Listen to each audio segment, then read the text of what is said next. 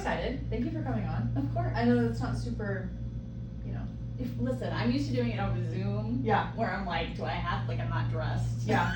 You have pajama bottoms on and Like, the I'm just bottom. I'm not, like, the light is terrible. I'm like, it's fine. Yeah, that's fine. Okay, so let's talk about what New Freedom is. What do they do? What do you do there? All of that. Cool. So New Freedom is, we are reentry specialists. So we work primarily with folks who are coming out of prison. We have supported housing facilities for folks for 90 days. Typically, we go and pick them up at the prison gate, and then they come and they stay with us for 90 days while they get all kinds of programming. They'll get substance use treatment, they get an introduction to some general trauma treatment, they can do vocation. We have on-site personal trainers. They could also take like the health and wellness class to learn more about nutrition, how their bodies work, that kind of stuff that people tend to not know in general.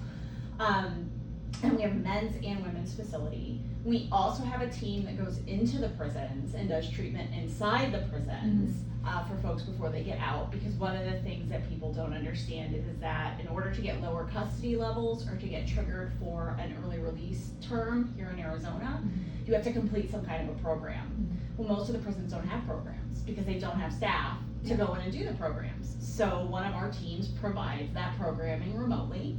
And that way people can trigger for those early releases, or they can get into a lower custody, they can get a better job while they're incarcerated, that kind of thing. Not to mention the fact that it's much better when they get out, because now they have skills and so they don't return to incarceration. And then I run our outpatient clinic.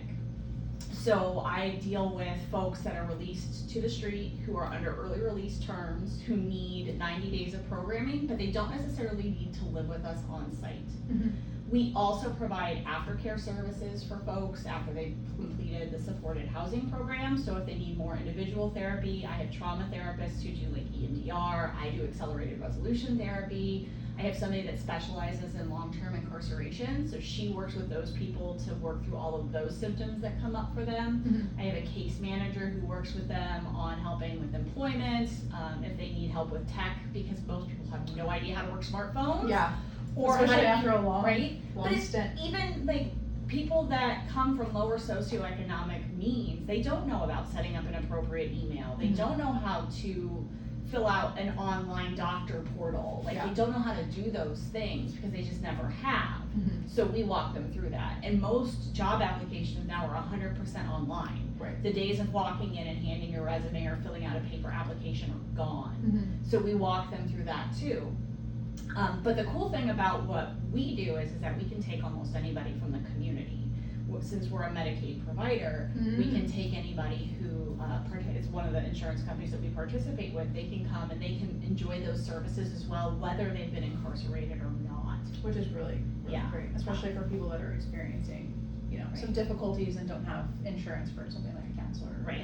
It's one of those really cool things that my team kind of gets to have the best of all of it. Yeah. And because I've been doing the work for so long, I've accumulated this amazing team that just is a powerhouse when it comes to providing treatment, and I'm so excited about it. Yeah, that's awesome. I'm super adjacent to New Freedom, like I was saying earlier. I know a bunch of people that are there, and I work with adolescents, and unfortunately a couple of our kiddos are probably on track for that route, which kind of is unfortunate.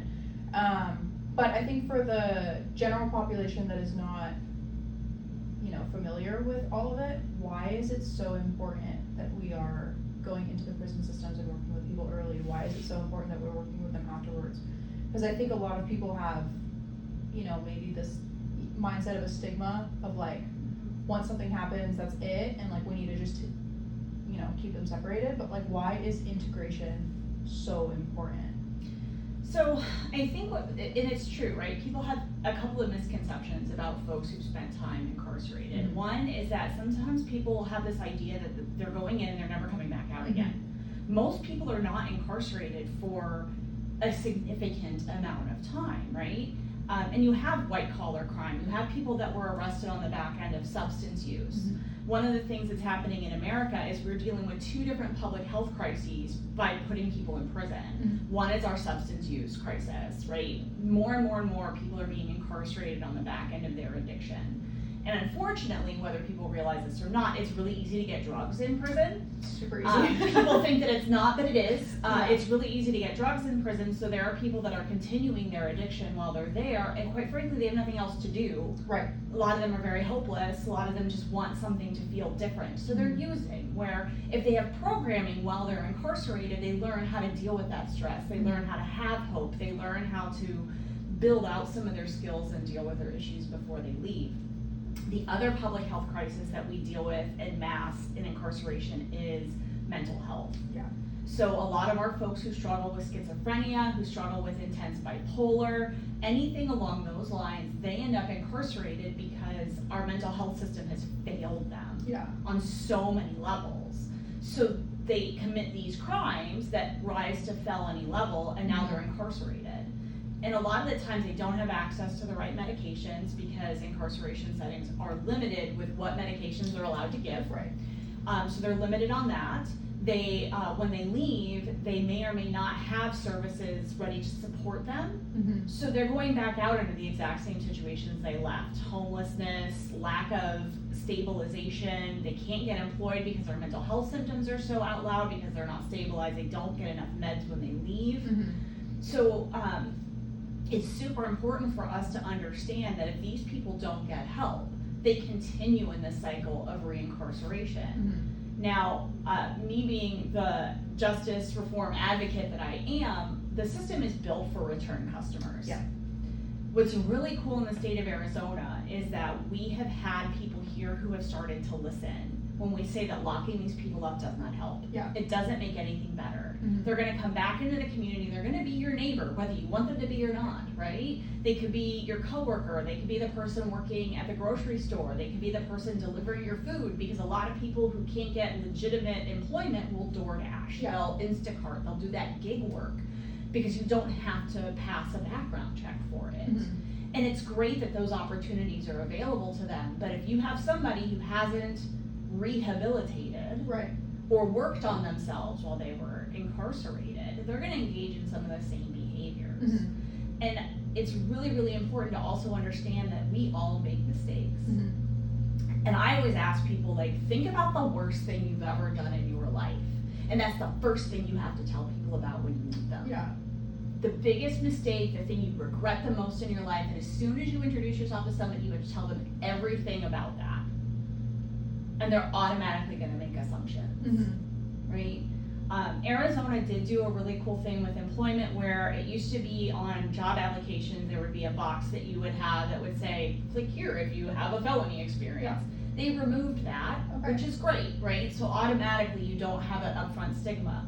The problem is that felony prohibitive employment, Mhm. they may hire you and then run your background check, and now you don't get your job. I do have a friend actually that happened to, where they were employed and the employer, who is also in the environment, was well aware that they had gone to prison and what the charge was and everything. But then I think they worked there for like a month, and then when the charge got through, you know, and everybody else found out, they ended up having to fire this person, which was super unfortunate because they were very open with the fact that, like, this is my charge, this is what happened, I did my time, whatever.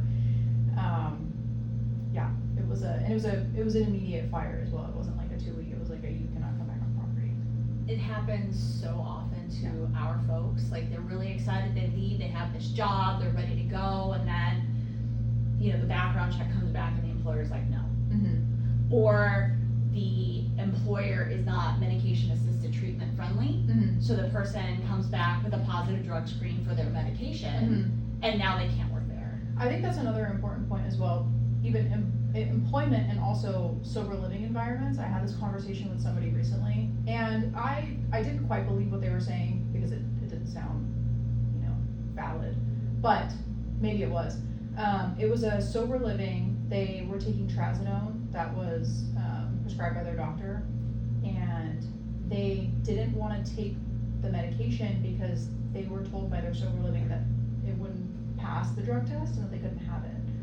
And I know many facilities where that, you know what I mean, is totally fine, but it is kind of interesting that some of these drugs will pop up in a way, these medications will pop up in a way that makes it look like drugs. a lot of like ADHD meds pop up as amphetamines. And I think that that's another important conversation as well, you know, even with like our kids, a lot of them take ADHD meds and then they're popping up for that. And I'm like, what if, you know, if you went to a job, that would be a little bit of a problem, and you're not abusing anything. Right, well, typically though, if you have something come up positive on a drug screen, if you then provide the medication that you're on, most employers, the people that do the drug screens for the employers are like, oh, okay, cool, right? Like, so things like benzodiazepines, so people that are on Xanax legitimately, that kind of thing, if they take their prescription with them, then the lab will be like, no, they have a valid prescription for it. The problem with things like methadone and Suboxone and Sublocade is that it automatically identifies you as a drug addict. Yes. And so they use it as a reason to not hire you. So it's discrimination without being discriminatory, because they say, well, those medications can be sedating, so we can't have you doing your job. I'm sorry, but like, I see people asleep at the wheel when they're bringing out my groceries anyway. I don't know how a sedating medication would be a problem, right? And then it is that, you know, people that are on certain controlled substances that are not necessarily any kind of narcotic, they do pop positive in weird ways. So like there's certain narcolepsy medications that pop positive because it's considered a controlled substance, but it's not an amphetamine. Right. So it creates this stigma around what does this look like for people. And if people run a massive panel, then they're gonna see your medications, and now we get to discriminate against people who are on psych meds because, you know, we don't want people who have psychological problems, and that's unfair. Because people who are stable in their treatment, on their medications, they can be some of the best and most productive members in our society. And yet we want to throw them away and say that they're not worthy of the same type of life the rest of us have. Right. Just because their brain chemistry works different, and maybe, you know, their body works different and they're addicted to a substance, or, you know, they made a really stupid mistake when they were 18, 19, 20 years old and they did time on the back end of it. You know, like, I don't know about you, but I wasn't always hanging around the best people when I was growing up, right? In college, I wasn't making the best decisions. No, I started in high school and I was hanging out with, and I never participated, but I was definitely there. I was making, you know, I was with the people that were making those decisions. And the only difference was that, again, I was not participating in it. I was there, I was involved, I was doing the stuff that they were doing, but I didn't get caught with anything, you know? You know, I think about when I was 18 years old, I got arrested for a DUI. And it was so long ago that it was a traffic ticket. Like, I'm dating myself. It was a traffic ticket, literally. I have a copy of the court paperwork. It's a traffic ticket, right? And laws had changed after I had that, which made everything retroactive. So all DUIs are what's called a stackable. So if you offend once and then you offend a second time, the consequences are larger because it's a secondary of the same type of offense. Kind of compounds on itself. Until, you know, you get to, like, in certain states, if you get like 3, then you're doing prison time and it's a felony, right? So every time you do it, the consequences get more severe, but your slate never gets wiped clean no matter how much time there's been passed. Which is different from a lot of things, right? Yes. So like, when somebody's being sentenced for any repeat type of offense, the judge can, or jury can, look at past offenses as part of information, but they don't have an automatic guide. Okay, this is the 3rd time you've had a B&E, now you go for life, unless you have a 3 strikes law state, right? But with DUIs, it's literally, the second one has much more intense consequences, but if your first one was 10 years ago, it doesn't matter. And it doesn't matter if you served all your sanctions, it doesn't matter what you've done in between, it's an automatic because it's your second offense. So one of the fun things that I get to do every time I apply for licensing, every time I apply to do anything new, I have to declare my DUI. And I have to provide all of this paperwork. So again, when I got convicted, it was a traffic ticket. And on the traffic ticket, there's a mark on it that says all sanctions served, right? I had to go to the clerk of courts 30 years after my offense and ask them to write me a letter saying that I had completed everything and that there was no outstanding warrants and there was no, like, anything left unresolved, because just providing that traffic ticket wasn't enough documentation. you know, it keeps me humble, and I feel like I come from a place of privilege because I can say I don't do those things anymore. Mhm. But this is something that happened to me when I was 18. I was sentenced when I was 19. I still have to declare it It in my still 40s. continues to come up. I still Yeah. have to explain myself to people, and I'm like, it was so long ago. Yeah. Like, I've lived an entire lifetime. And I'm since sure you then. learned from that, don't do that again. Oh, 100%. You know what I mean? So 100%. it's like, it's interesting that like you learned it and like you know in yourself Uh-huh. that you learned your lesson and yet it still continues with you. Yeah, it still comes along. Yeah. It still just tags along Yeah. all the time. It's Like, interesting that it's retroactive too. That's definitely. yeah, it was wild Yeah. because and it was funny because like the way that my charges went through, they reduced it down to something else. It was in Ohio, so it's called operating a motor vehicle after underage consumption. So it's considered a status offense. Anything that happens because you're doing something that would be legal if you were of age, ish, right? Drunk driving is never legal, but drinking underage is a status offense, right? So like if I was over 21, there would be no offense.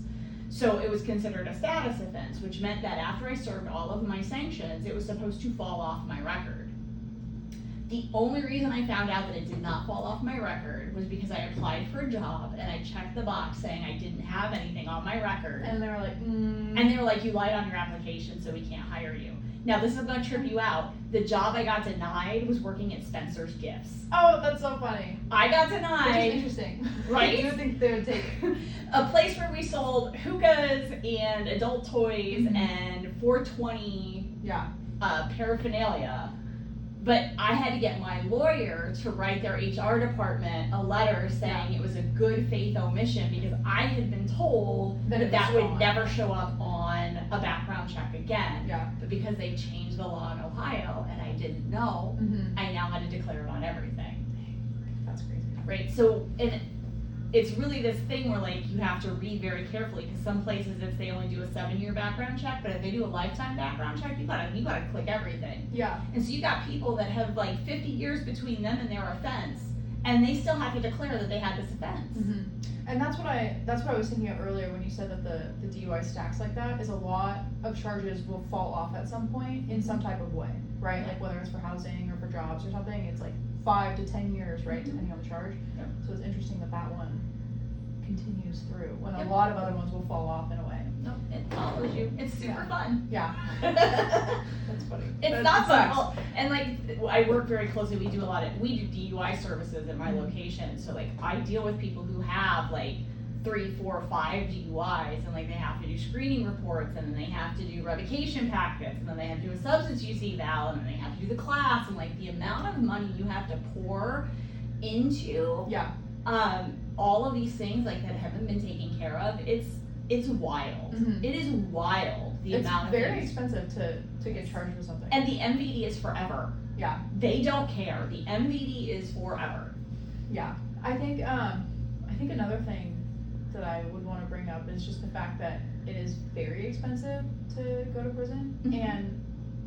and also institutionalization. That was something that I wanted to touch on as well. Yeah. Like sometimes for some people, especially if they're in the mindset of, well, it's never going to get better anyways, going back is the answer. Mhm. So I actually knew somebody when I was like 20. I mean, I didn't know him very well, but he was closely associated with the people that I was associated with. He had been to prison, I don't even know how many times, and he would like get petty charges to go back. He would come out for like 3 months or something like that, get in a fight at a bar, steal something small, anything, to be put back in because he was like, I don't want to start over again when I get out. He was like, it's just easier to be there. So every time he would get out, he would go do something to get put back in. It was just a cycle. We do this really cool thing as an agency for students or other organizations. We do these re-entry simulations. So our staff go in and we all pretend to be something that somebody has to do when they're out on parole, right? Mhm.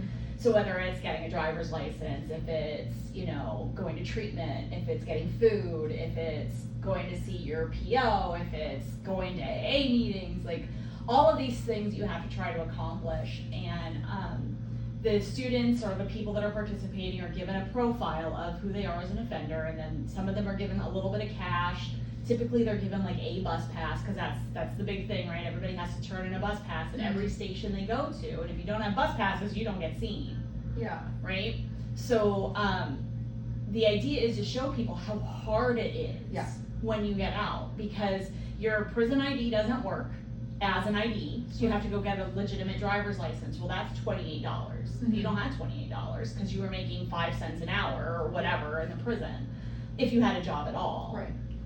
On top of it, you have to find a place to live. Well, if you're living in sober living, even if you get assistance with that first week, you're already in the debt to that place for $100 and some, right? Now we're talking about food, because you gotta eat every day. Well, if you don't have a lot of money, what are you gonna do, right? Food boxes, okay, well, you have to get them delivered, or you have to find where you can go pick one up. Well, I don't have transportation, now I'm on the bus, right? In addition to having to check in with my PO, having to go for UAs, having to do all of these other things, and it's hard. Yeah.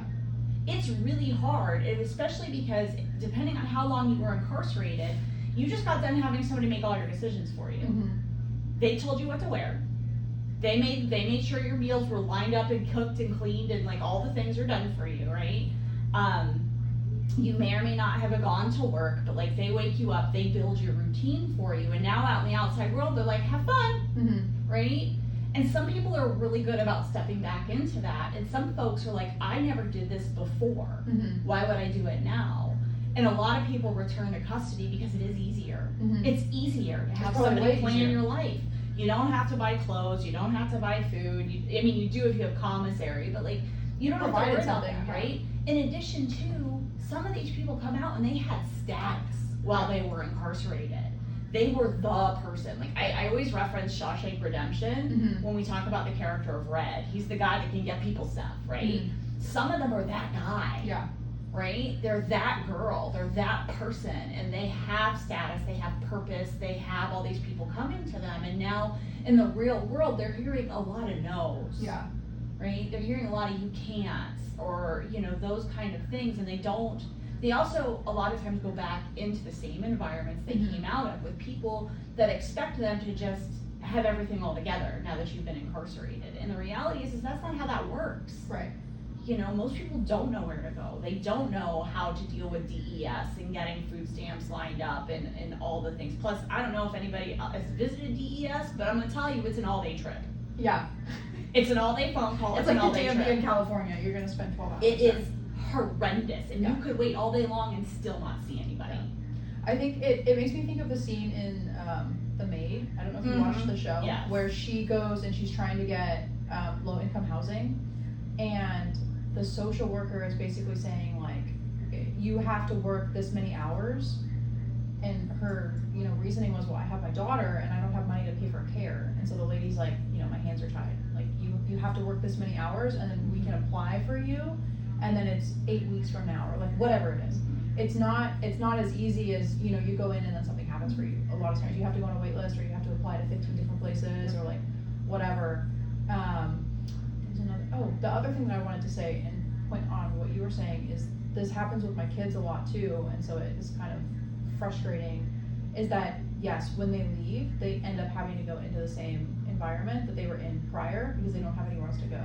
So it's very interesting that, and I think this happens a lot probably too for people that are younger, and then we're participating in those behaviors with family. So it's almost even more difficult, because how are you expected to change your behaviors when everybody around you is behaving in the same way? It becomes extremely difficult to continue in your changed way, if you were able to change during that time, when you are put in the same place. 100%. And that is the same thing that I see with a lot of my kids, where it is a residential facility, they're coming to live with us for 30 to 60 days, sometimes longer, and they do all this really amazing work, and you see them change as an individual, and the child comes out and everything, and parents probably weren't doing all that much work, and then we're sending them back in, and it's like, how are they supposed to fight the system that's being built in their house when they have no control? Because if you're living in somebody else's house, you don't have any control. It's not your house. So either you go against the grain and you create a horrible environment where you probably have to leave pretty soon, or you continue what they're doing. So that's the other thing, and it's It's really sad. When we talk about survival mechanisms, Mhm. right? People talk about choice, and there is this forced choice that happens when you're in a situation where you are just trying to survive. So I actually started my career working in juvenile residential, and we had kiddos that were with us for a long time, Mhm. 3, 6 months, 9 months, sometimes a year. Mm-hmm. And they had, at some point, there was eligibility to go home on home passes. And so I would work with these kids all week long as direct care, like I was essentially their parent, Yeah. right, for the whole week long. And then we would take them home, or their parent would come pick them up for the home visit, and they would come back on Monday or Sunday, and Monday morning, it was like we had done no work the week before. Yeah. And then I worked for an agency for a period of time where we did dialectical behavioral therapy with teenagers, and once a month we would have a parents' skills class. So that parents could come and learn about the skills that their kids were using so that they could learn to use them too and understand what their kids were doing Right. as part of that behavior change. Can I tell you that almost no parents ever showed up? Yeah. It's a lot of fix my kid, I'm not the problem. Yeah. So I think, I never want to attack somebody's parenting because there's always two sides, but we do what we know. Mm-hmm. Studies have shown over and over and over again that our brains consistently revert to the familiar because we know how to exist in the familiar, whether it's healthy or not. This is why people return to toxic interpersonal relationships, romantic relationships, why people struggle to deal with their parents even as adults, like when you feel like you're free and then when you're with your family of origin and everybody's together, like you're back in this role like you were a kid. Mm-hmm. Our brains learn those patterns, and it says this is what I have to do to stay safe and survive. Mm-hmm. And as an adult, none of us want to be told, well, you can't do this, you can't do that, you can't have these things, right? And that's why I hear a lot of people say they don't want to go to like sober living environments. Mm-hmm. I want rules, but you have rules when you go home. Right. You have rules when you live with your parents, you have rules when you live with your brother, you have rules when you live with your spouse who's trying to control your behavior to keep you from being uncontrolled because they've also done nothing wrong, right? I've done nothing wrong. What's really cool is that we have support groups for people who are family members of people who have addiction. I feel like we need to have support groups for family members of people that all grew up in like these traumatic, unhealthy dynamics, Yeah, for real. right?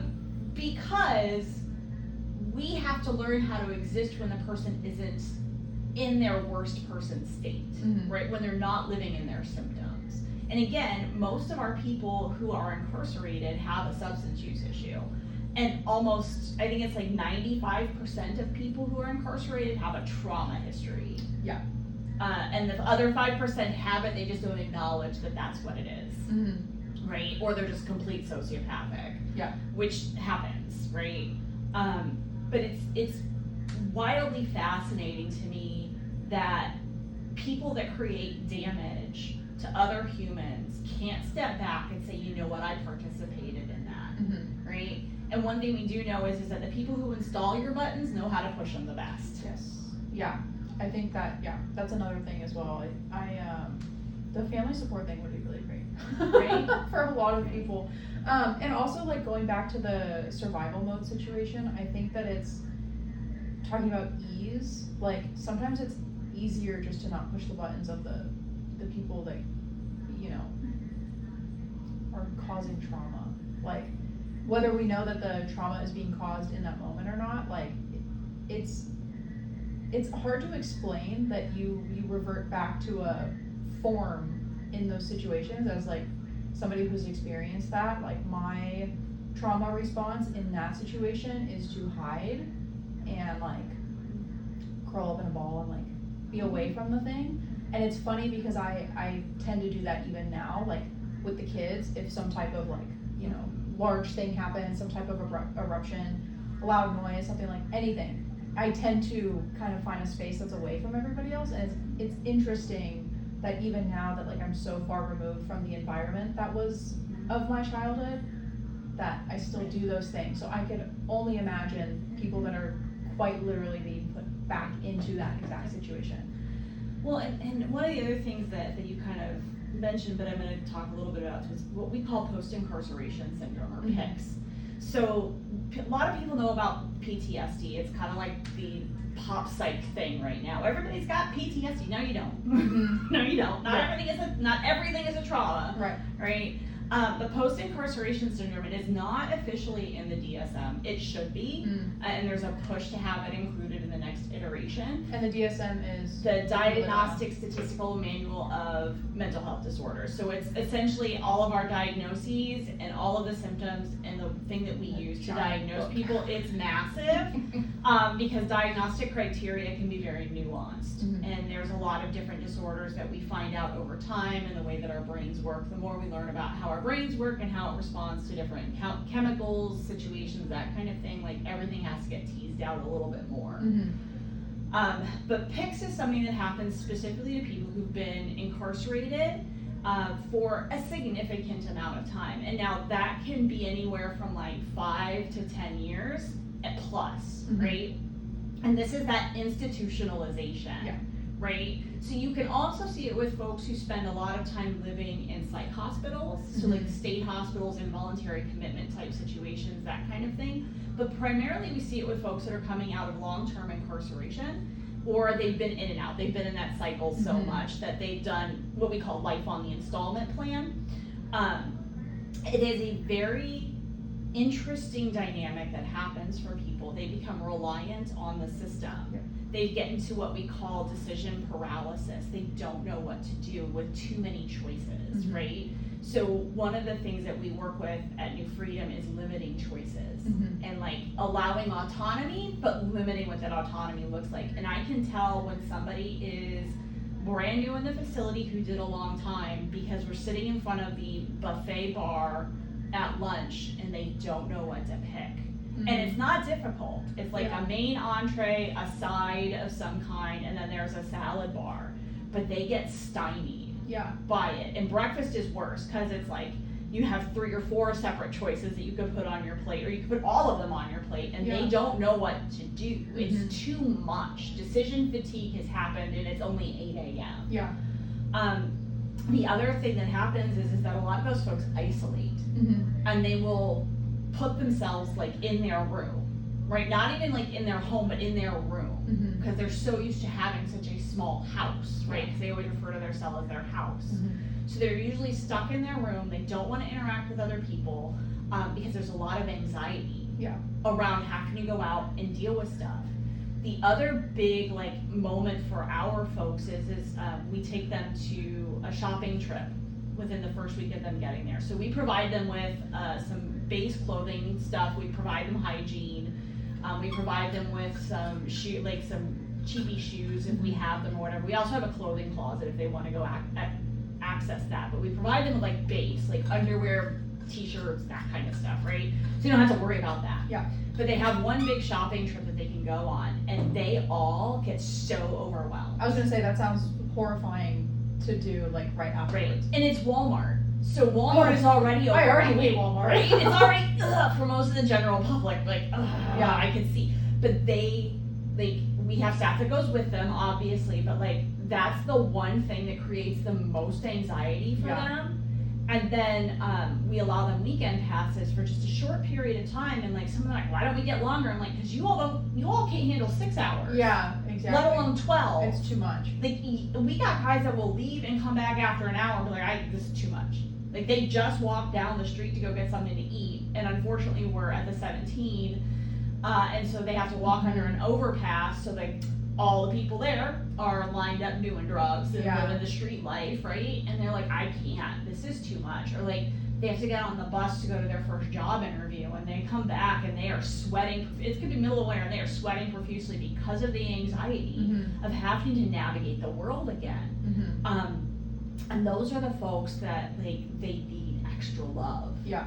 Because they don't know how to exist in the real world. And I reference again Shawshank Redemption, Brooks. Mhm. You know, he's out in the, he's like, the world is moving too fast. I don't know what's expected of me. All they do is yell at me. I don't know how to do these things. I'm an older man now. I've never held a real job. Like, that's real for our people. Mhm. Like if you got incarcerated at a young age and you're getting out and you're middle aged and you've never held a legitimate job other than your prison job, like it's hard. Mhm.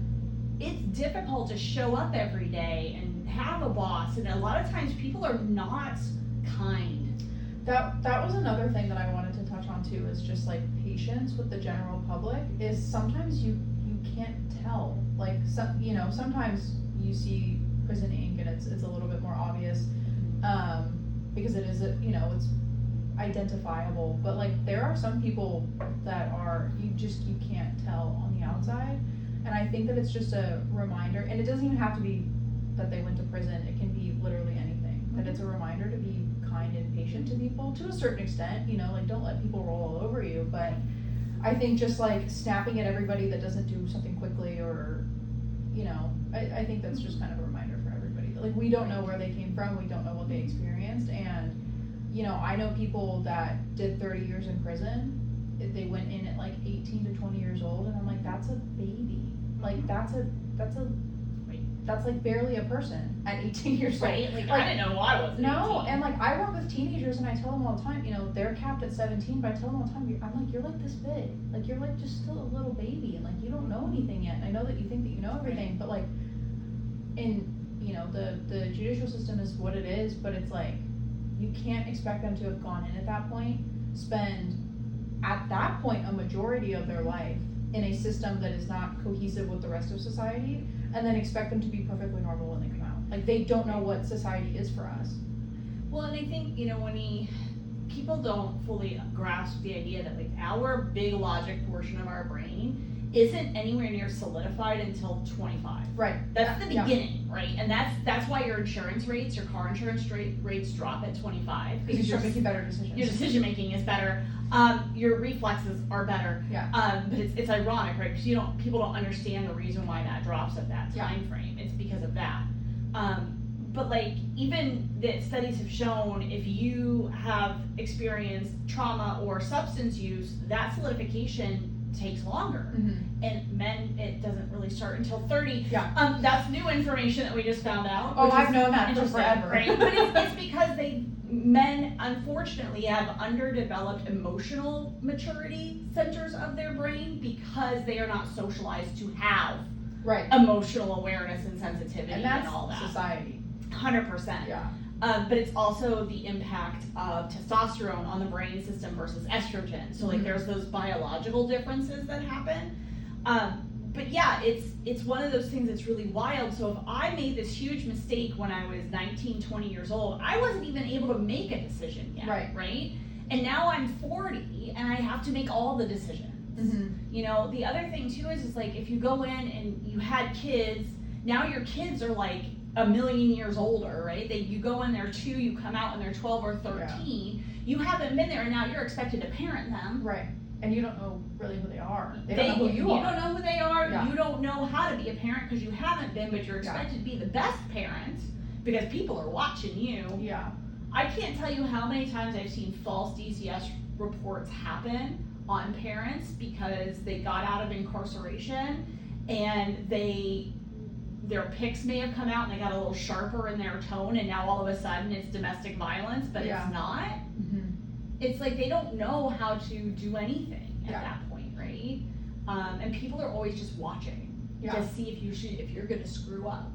Yeah, and I think when it comes to parenting too, that's the unfortunate reality. Is because the general population is not watched in that way, and they may be behaving in the same way or worse, and so that's also unfortunate. And I think that's a society issue as well. I think especially with working with kids, I'm watching regular parents that don't have any issues that behave horribly, and it's like I hear these stories from these kids and they're like, oh well, my parent says this all the time, and it's like, well, that's not okay. Like why do they speak to you like that? But they're normal and like they don't have any problems and like whatever, all these things.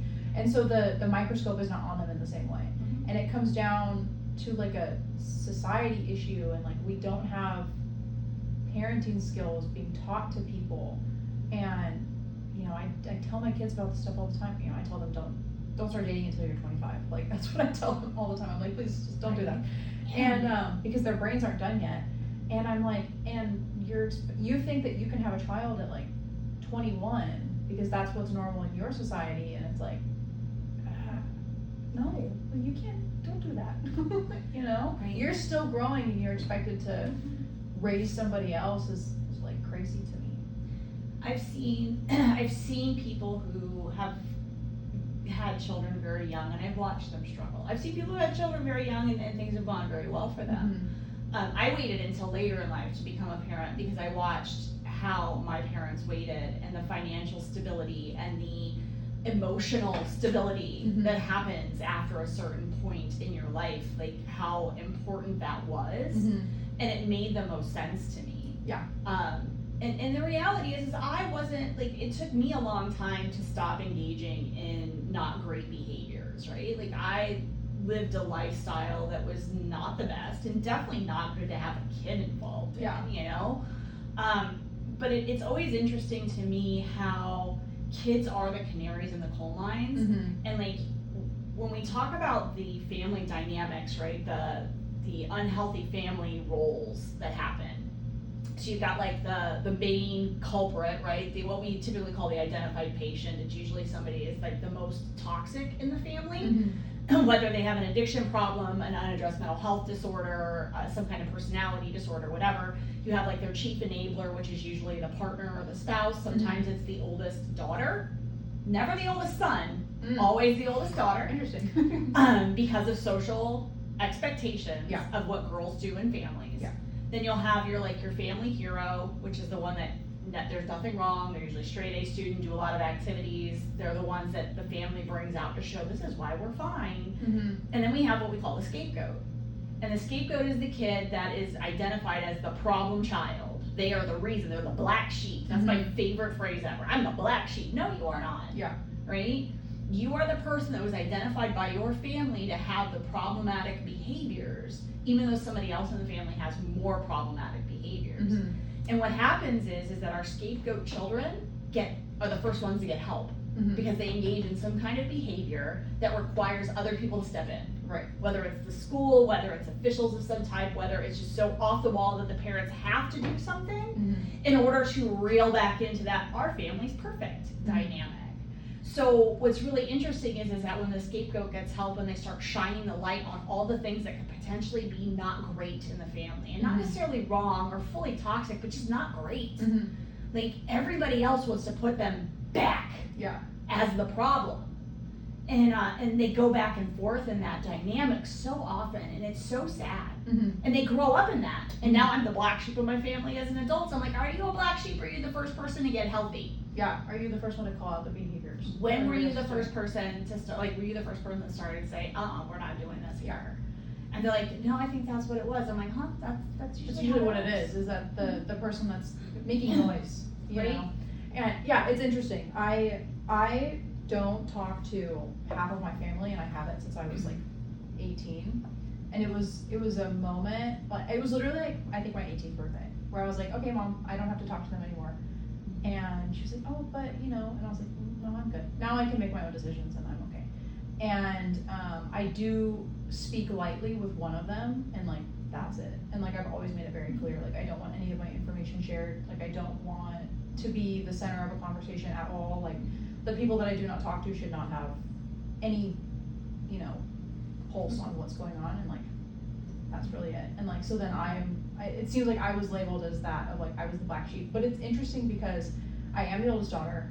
I was the shining star in terms of grades and stuff, and I kind of just kept it together until I hit like probably 16 and a half, 17. And I was like, no, we're not doing this anymore. I'm good. And then I hit 18 and I was like, okay, I'm done. Yeah. We're okay. We don't need to speak anymore. So I am super fascinated by this new trend of going no contact, especially with somebody's parents.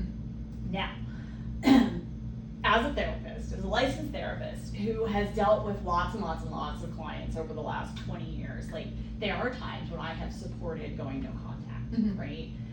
My favorite is watching videos of parents who are on the receiving end of the no contact, and then talking about how terrible it is. And like, some of them, yes, I'm like, maybe you didn't deserve it. I don't know, I don't live in your family, right? Some of them, like, maybe not, but like, I love watching the ones when I'm like, I watched you for 2 minutes and I can 100% tell why they went no contact with you.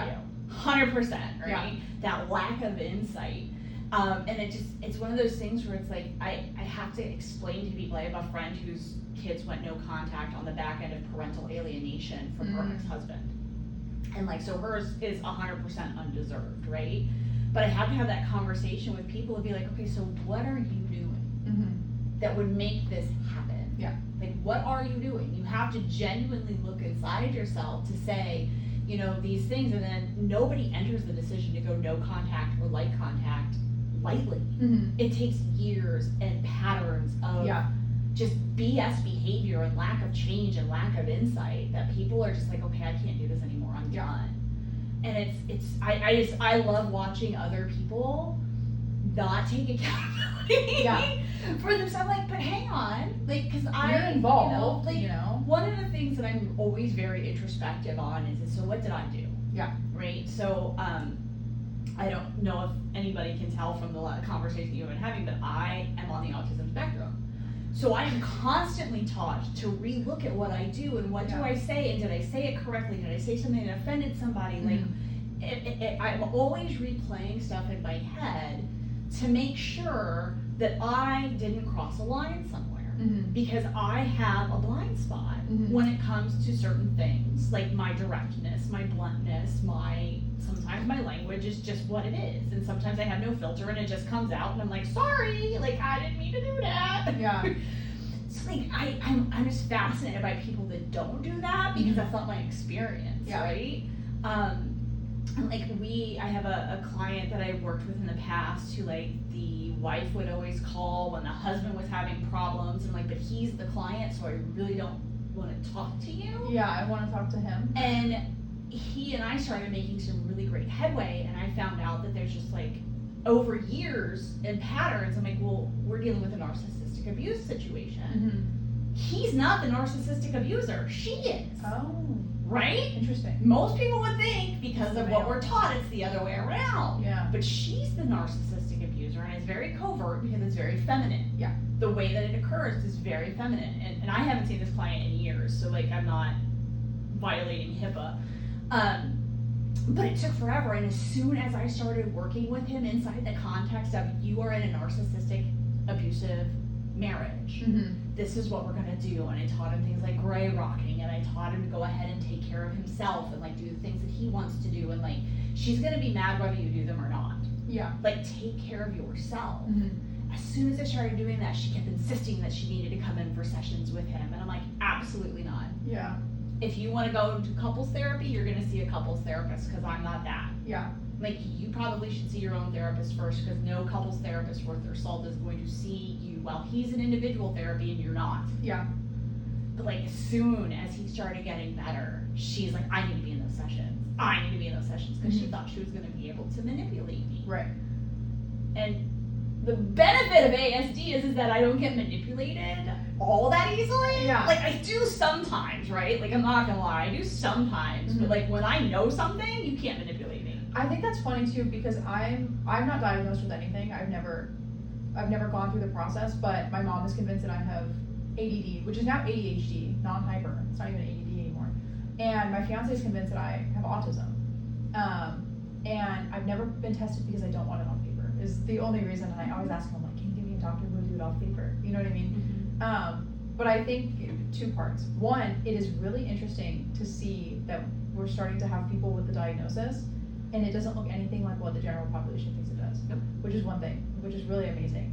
And two, the other thing is I get the manipulation thing because I work with kids, and they constantly try to manipulate people, and they never get under the rug with me. I'm like, no, I can see it, and sometimes I'll let them play their game, which is funnier to me in the situation, because like I see that they're doing it and that they're trying, and I'm like, okay, I'll give you a little bit, and then I pull back.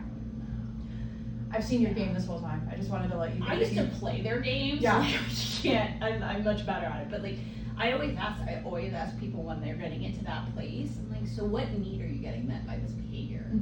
And would it be better met by asking directly for what it is that you need right now? Yeah. And they always look at you and they're like, wait, what? I'm like, well, what you're doing tells me that you have an unmet need. Yes. So what is it? Yeah. What are you feeling right now? Are you feeling unheard? Are you feeling unmotivated? Are you feeling like, you know, you just need like the adrenaline rush of getting one over on somebody. What does it need right now? Yeah.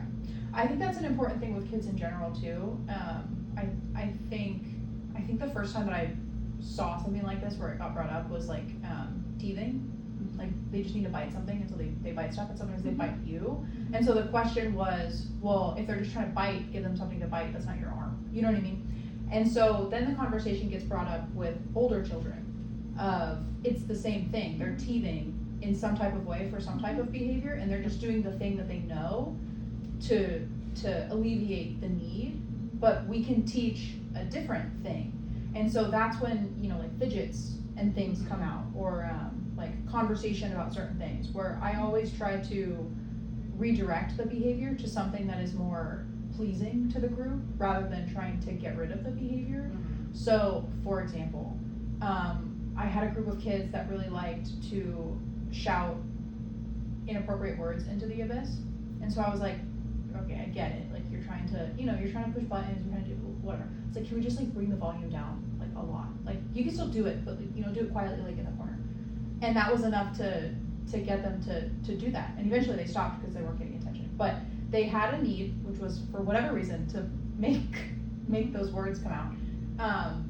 And it was less disturbing to us if they kind of just did it over there, but they still got to do what they needed. They didn't get yelled at. It was like just, you know, over there. The fidget thing as well, the clicking of the pens. I hate the clicking, but I'm like, I get it. You need something to do something. And so we just switched the fidget for something that doesn't make noise. Like it's not a take the pen away, it's give them something that doesn't annoy the crap out of all of us. No, I get it. No, absolutely. Yeah. My husband constantly tells me to stop therapizing him. But there was one day, so like I have this thing where I can block out most stuff, right? And he has the tendency to like talk to himself and kind of babble under his breath or like make up songs, or he stims verbally sometimes, but he'll be in another room and I have stopped listening. Right? Because I'm like, enough times we're saying, what'd you say? To him say, I'm not talking to you, that I'm like, okay, good. Like, I'm gonna focus on what I'm watching on TV or the book I'm reading. And then all of a sudden, he's in the room I'm in and making like weird hand gestures or like doing weird dance moves. And I'm like, oh, I'm sorry. Did you need my attention? Yeah.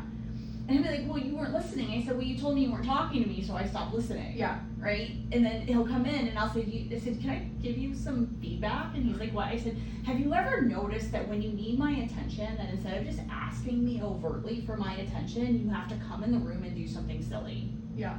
And he's like, I hate you. And he goes around. That's funny. But it is that, like, I have learned that people need to ask for what they need. And like kids that don't get taught that, they don't understand. Oh, so, I like, love doing that to them. With my daughter, who is also ASD, you know, for a long time, like, okay, what do you need right now? Because she can't understand like the complexity of her emotions a lot of the time because they're so overwhelming. She gets so much emotional flooding and she just can't tease it out because sometimes it's layered and it's multiple and she just doesn't know. And if you ask her, what are you feeling? She just gets more and more frustrated because she just doesn't. So I always ask, what do you need right now? And she's really good about like, I need a hug. I need my blankie. You know, I need her favorite stuffed animal that she's attached to, right? And she's 10 and I don't care. Like she takes this silly stuffed turtle everywhere she goes because that's her favorite. And like, you do you, boo, whatever you need, right? Or she'll be like, I need to be in my room. I need to be alone. Okay, great. You know, I'm gonna check on you in 5 minutes. Yeah. Right?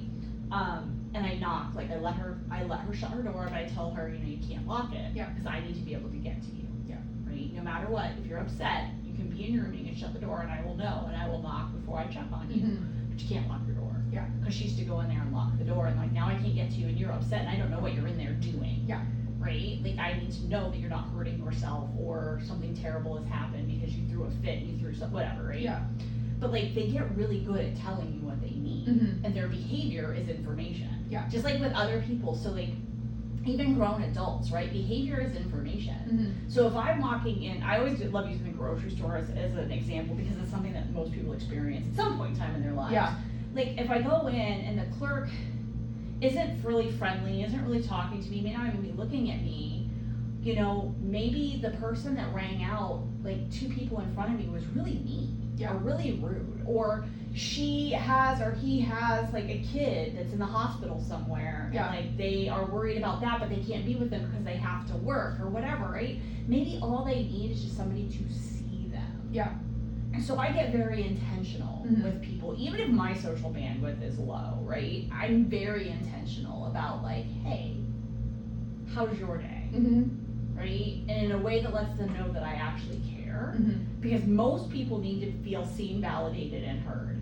And if we just learn to do that with people across the board and give them just this much grace, this much grace to have a bad day, because everybody gets to have a bad day, even kids. Yes, especially kids. I think kids are the ones that get to have the worst days because they don't know how to process their emotions yet. And I think that I have 3 separate points that goes along with that. One, I think that going back to the whole point of being kind to people is you literally have no idea what they're going through. You cannot put yourself in their shoes. And I tell people this all the time, especially the kids. It takes just as much work to create a positive narrative as it does a negative narrative. We're just used to creating a negative narrative. So why not turn it into a positive and react in a different way? The other one is, kids are held to this higher standard for some reason, and they should be held at the lowest standard. They don't know how to do things yet. Right. And it goes along the lines of you don't know what you don't know, and they're only learning things from their parents and sometimes from their teachers, but mostly from their parents. And if their parents have bad behavior, that's what they're doing. Yep. And so I always try to remind myself with the kids of, I am not going to react because I'm basically reacting to a mirror, and that's not going to get me anywhere. They are mirroring the behaviors that they know, and we have to unteach that. And then the third one is going back to what you're saying with communication of certain things. I have kids all the time that are like, oh, my computer died. Oh, okay, well, what do we do about that? Oh, I need a charger. Great. Can I have a charger, please? Yes, you can. Yes, let me get you a charger. You know what I mean? Right. So it's I'm just trying to teach, and they always get annoyed the first couple times I do it, and then they catch on so fast, and they're like, okay, I just need to communicate a little bit more. Or it's I don't have a pencil. That sucks. Well, I need a pencil. That's great. Can I have a pencil, please? Of course you can. I would love to give you a pencil. Right. How many do you need? I'll give you 100. My husband calls that reporting the weather. Yeah. You bring the problem, but you don't bring the solution, Yes. or you don't engage in that because you Yeah. don't either you don't know how to engage in a solution. But yeah, we call that reporting the weather in our house. So my daughter will be like, such. I'm like, well, my name is Megan. Yeah. Oh, they like to do that too. They're like, I'm hungry. And I'm like, well, nice to meet you. How are you doing today? Or something. I don't know. Yeah. But I think so- it's funny to flip it on them and they have to communicate in a different She'll be way. like, I'm not a shampoo. I'm like, well, my name is Megan. Yeah. What are we gonna do about it? Like, what do know you I mean? need from me right now? Yeah. What does that look like for you? Yeah, I don't know. How do I help you? Right. You know? Tell me what you need. Yeah. Just tell me what you need. And I think it's just those little moments too, and I hope that they're, going into life using that tactic on themselves of well, maybe I just need to communicate a little bit more. Because, in those moments where they're mad and they're like, oh, you're pissing me off. I was like, well, what do I do about it? Do you want me to leave you alone? Do you want me to talk it out with you? Do you want advice? What are we doing? You know what I mean? Oh, you gave me all the power. Yeah. It's so exciting. Or it's also about limited choice, going back to what you were saying earlier of well, A or B. What do you want?